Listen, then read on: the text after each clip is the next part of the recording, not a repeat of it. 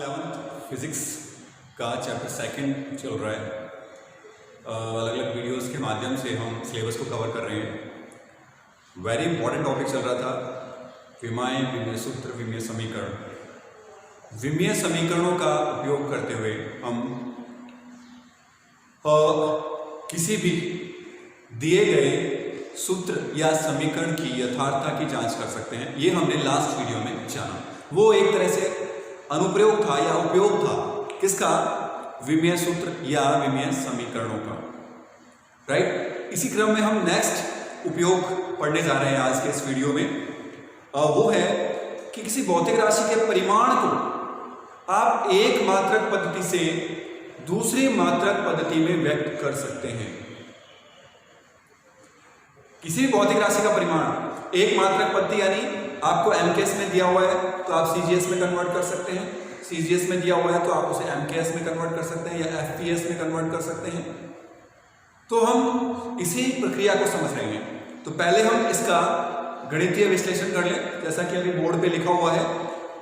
विमीय समीकरणों की सहायता से भौतिक राशि के परिमाण का एक मात्रक पद्धति से दूसरी मात्रक पद्धति में परिवर्तन, राइट। देखिए, ये हमें पता है कि हम किसी भौतिक राशि को किस प्रकार से व्यक्त करते हैं। जैसे आपसे पूछा जाए लंबाई के बारे में पूछा जाए तो उसको कैसे लिखा जाएगा, तो इसको इस तरह से लिखेंगे, लंबाई बराबर 5 मीटर। सबसे पहले हम इसे लिखने का तरीका समझ रहे हैं। लंबाई क्या है? 5 मीटर, करेक्ट। अब देखिए, ये क्या है? भौतिक राशि।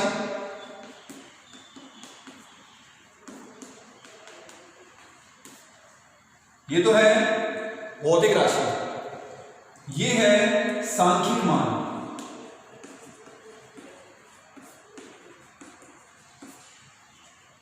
करेक्ट। और ये है मात्रक।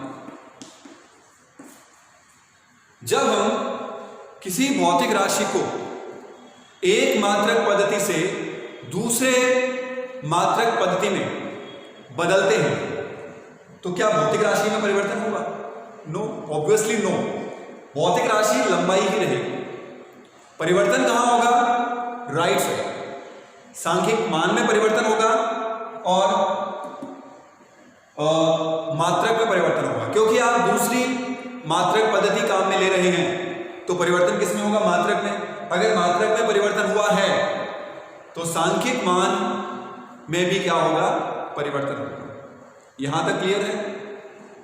यहां मैंने आपको यह बताया है कि किसी भौतिक राशि को किस प्रकार से व्यक्त किया जाता है। सांख्यिक मान गुणा मात्रक। यहां तक क्लियर है सभी को? यस। तो अब हम ये मान लें कि कोई भौतिक राशि है Q। उदाहरण से हम अब इसका गणितीय विश्लेषण करें। मान लीजिए कोई भौतिक राशि है Q। देखिए,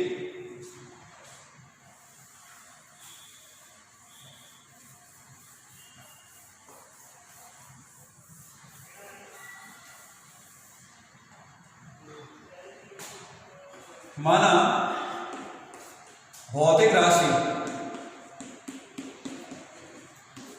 Q है। क्लियर है यहां तक? अब एक मात्रक पद्धति में इसे इस तरह से लिखा गया है। एक मात्रक पद्धति में इसका मान है Q equals to N1 U1। किसी एक मात्रक पद्धति में अभी आपको बताया N1 क्या है? सांख्यिक मान, और U1 क्या है? मात्रक। करेक्ट। N1 है सांख्यिक मान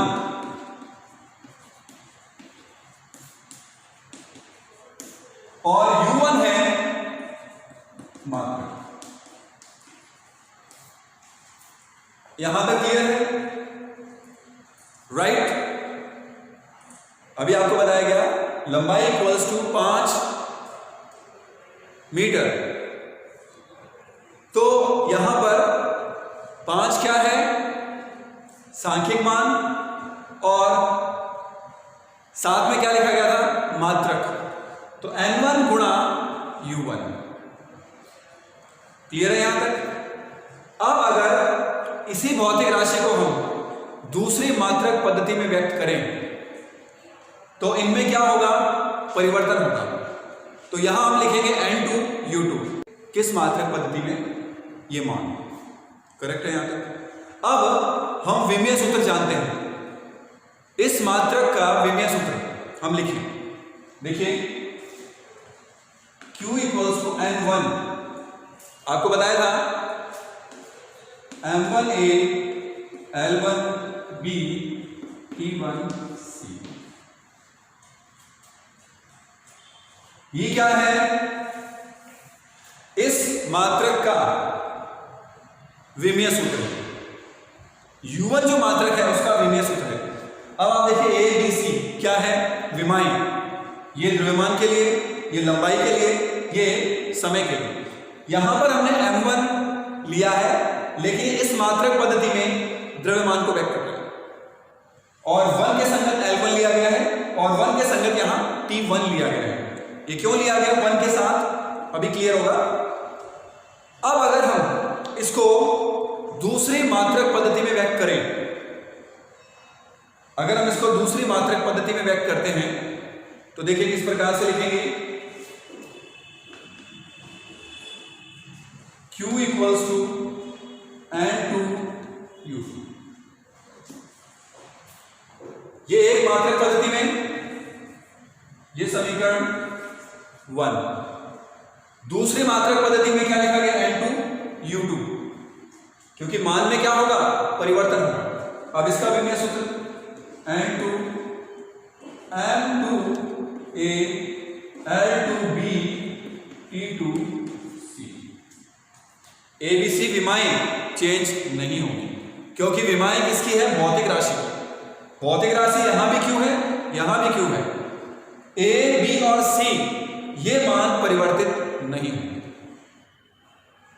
क्लियर है यहां तक। अब देखिए इन दोनों को हम बराबर रखते हैं। ये एक मात्रक पद्धति में मान है, ये दूसरी मात्रक पद्धति में मान है। ये दोनों मान क्या होने चाहिए, समान। कैसे, जैसे मान लीजिए 5 मीटर लिखा आपने, तो इसको 500 सेंटीमीटर लिख सकते हैं। 5 मीटर किसके तुल्य है, 500 सेंटीमीटर के। ये भी वही परिमाण है, ये भी वही परिमाण है।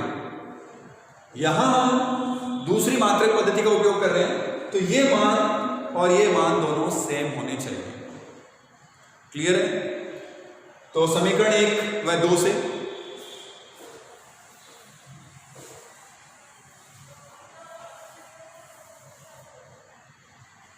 n2 u2 equals to n1 u1।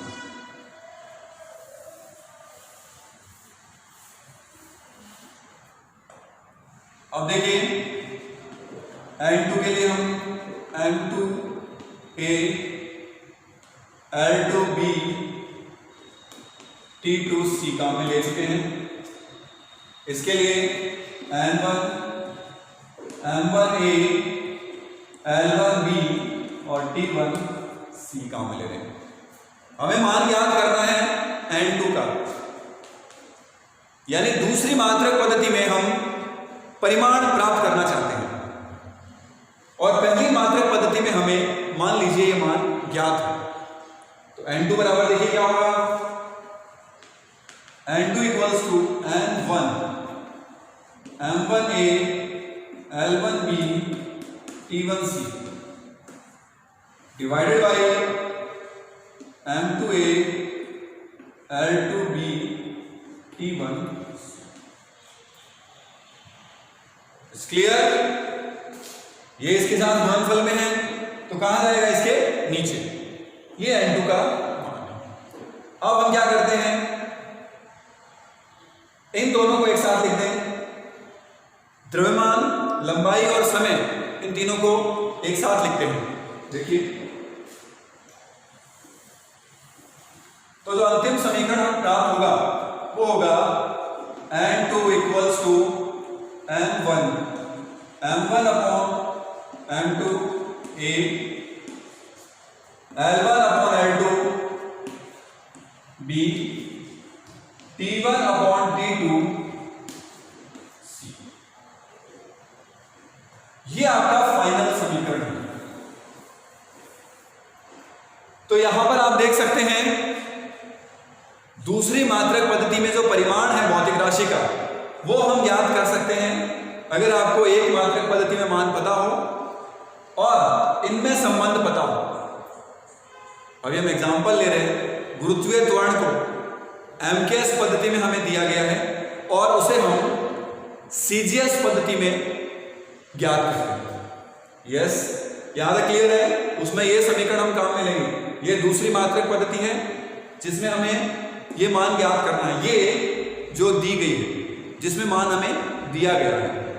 Clear?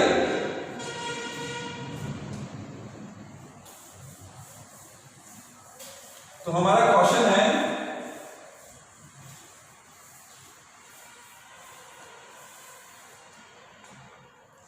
गुरुत्वीय त्वरण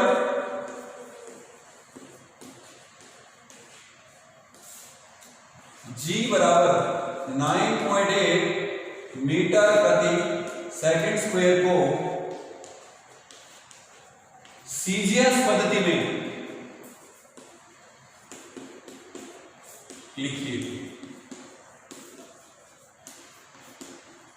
हमारा क्वेश्चन है G इक्वल्स टू 9.8 मीटर प्रति सेकंड स्क्वायर। इसे हमें किस में कन्वर्ट करना है? सीजीएस पद्धति में, सेंटीमीटर ग्राम सेकंड पद्धति में। और हमें यहां पर जो मान दिया है वो किस में दिया है? मीटर प्रति सेकंड स्क्वायर में दिया हुआ है। अभी जो गणितीय प्रोसेस यहां हमने लगाया है उसका उपयोग करते हुए हम n2 का मान यानी सीजीएस पद्धति में ये मान कितना होगा ये हम प्राप्त करना चाह रहे हैं। तो हम एक प्रोसीजर को फॉलो कर रहे हैं। यहां पर मीटर किस में व्यक्त होगा? सेंटीमीटर। मीटर को किस में व्यक्त किया जाएगा? सेंटीमीटर के। तो देखिए दिया गया है, क्या दिया हुआ है? n1 equals to 9.8। अब यहां पर देखिए मीटर प्रति सेकंड स्क्वायर, इसका विमीय सूत्र क्या होगा? L1 L upon T square. देखिए क्या है? L upon T square, LT minus M0 L1T minus विमीय सूत्र।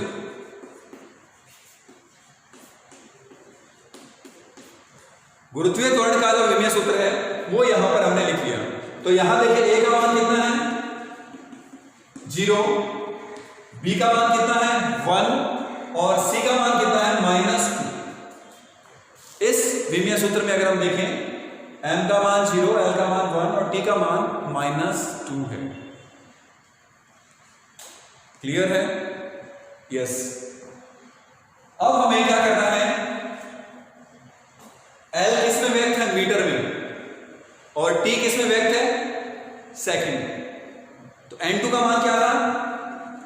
n2 n1 ये लिखा जाएगा m1 upon m2 a, l1 upon l2 b, t1 upon t2 c।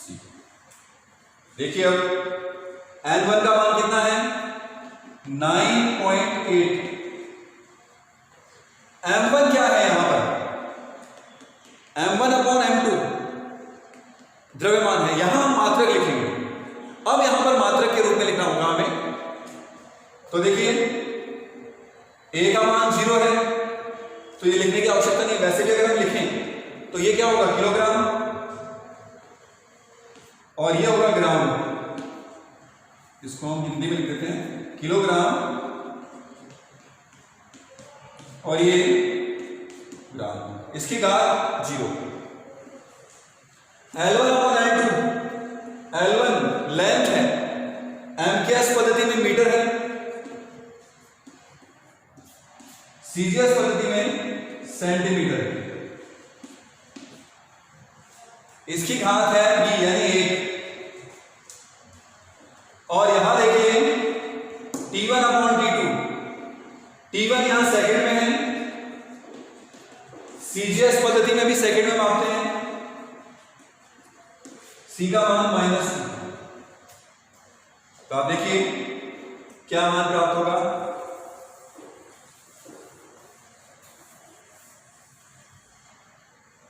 यहां से अगर हम देखें N2 equals to 9.8 kilogram upon gram. Kilogram और ग्राम में क्या संबंध है? इसकी घात वैसे भी 0 है तो इसको 1 लिख देंगे। किसी भी संख्या की घात अगर 0 है तो उसका मान 1 होता है, तो इस ब्रैकेट के अंदर चाहे कुछ भी क्यों ना हो, अगर घात 0 है तो इसका मान 1 हो जाएगा इंटू 1। इसमें देखिए मीटर अपॉन सेंटीमीटर, मीटर और सेंटीमीटर में क्या संबंध होता है? 1 मीटर में 100 सेंटीमीटर, क्योंकि हमें सेंटीमीटर में कन्वर्ट करना है, तो देखिए 100 सेंटीमीटर,